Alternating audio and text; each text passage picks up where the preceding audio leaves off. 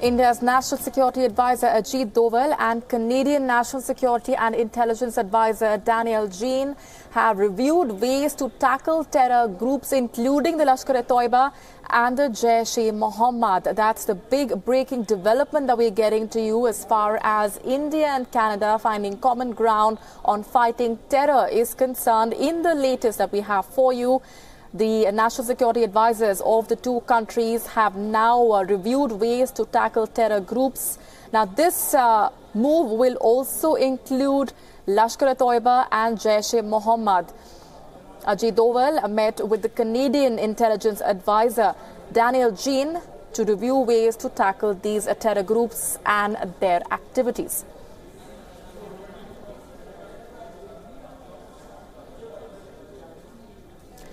Let's get in further details and perspectives from our senior correspondent Ramesh Ramachandran joining us from the newsroom. Ramesh, will these measures be limited just to the Lashkar-e-Toiba and Jaish-e-Mohammed, or do we expect further moves?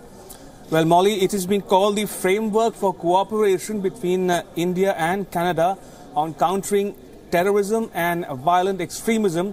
And it goes on to list 7 terrorist groups, including the so-called Islamic State, the Al-Qaeda, the Lashkar-e-Taiba, Jaish-e-Mohammed, Babbar Khalsa International and the International Sikh Youth Federation. The last two are involved in the so-called Khalistan struggle, where Sikh radicals in Canada are seeking to carve out a so-called Sikh nation out of India, and India views that with serious concern. So it is important that these two groups, the Babbar Khalsa International and the International Sikh Youth Federation, find a mention in this document, which was adopted by both sides towards the end of the bilateral talks here this afternoon.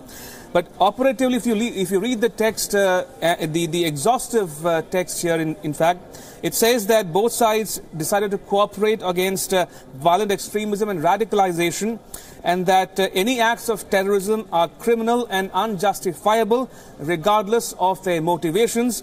Also goes on to say that they review the ongoing collaboration between their respective law enforcement agencies and resolve to step up bilateral ties in this regard.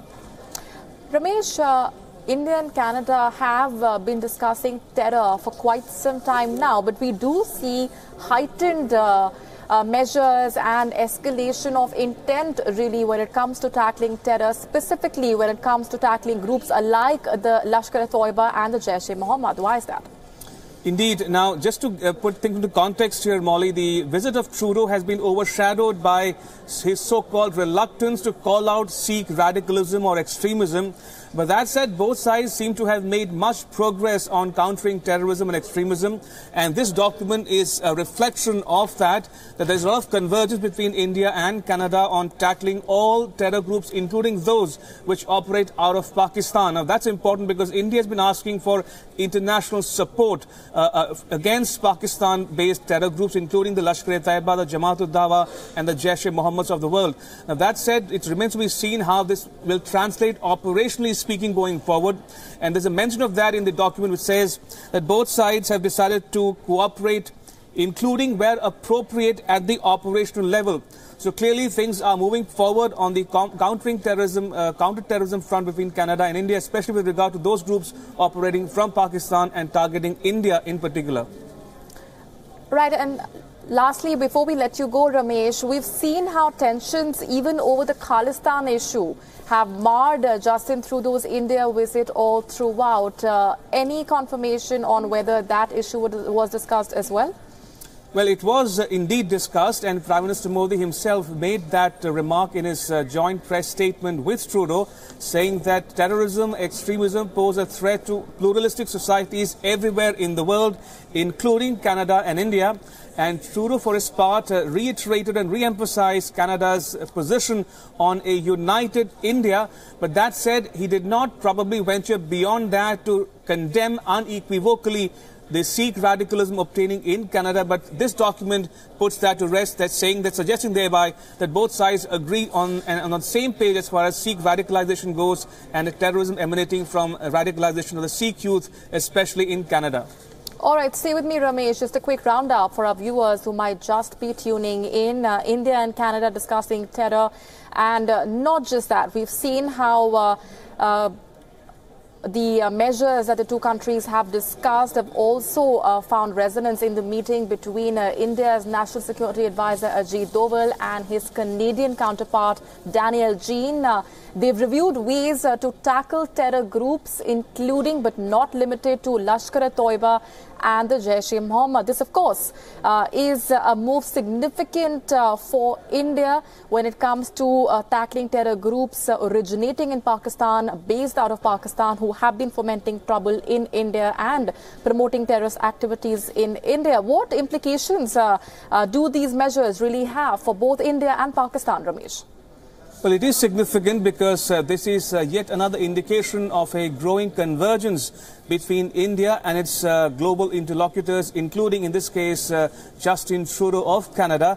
Remember, both Canada and India are members of the Financial Action Task Force, or the FATF, which is meeting in Paris as we speak to decide on a US-led move to blacklist or to put Pakistan on an anti-terror watch list. So clearly things are happening on the multilateral front as well.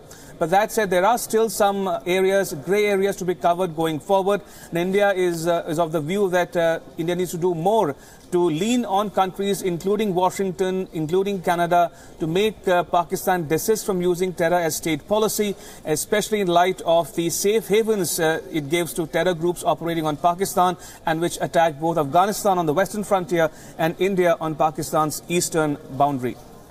Also, in that meeting earlier in the day between the Indian Prime Minister Narendra Modi, Ramesh, and his Canadian counterpart, we've seen how issues ranging from Afghanistan to Maldives were discussed. But the issue of terrorism, time and again, and during that meeting again, has found a significance to the extent that we've heard the Indian Prime Minister, as you also pointed out, speak extensively on that issue as a part of that joint briefing. Absolutely. As was only to be expected, Molly, both leaders discussed the entire gamut, the entire range of bilateral, regional and global issues of interest and concern alike for both Canada and India. In that respect, they discussed Afghanistan. They also discussed the Maldives. And remember, Maldives was a member of the Commonwealth at one point of time, which also includes Canada and India. But that said, Maldives was removed from membership of the Commonwealth some years ago, and it remains to be seen how the Maldives chooses to respond to the present crisis obtaining in the country. But that said, Canada and India agree and seem to agree that fact that Maldives should not move away from the path of democracy and that all institutions should be respected going forward in that country. All right, we're going to leave it there for the moment, Ramesh. Appreciate you joining us with all of those details and perspectives.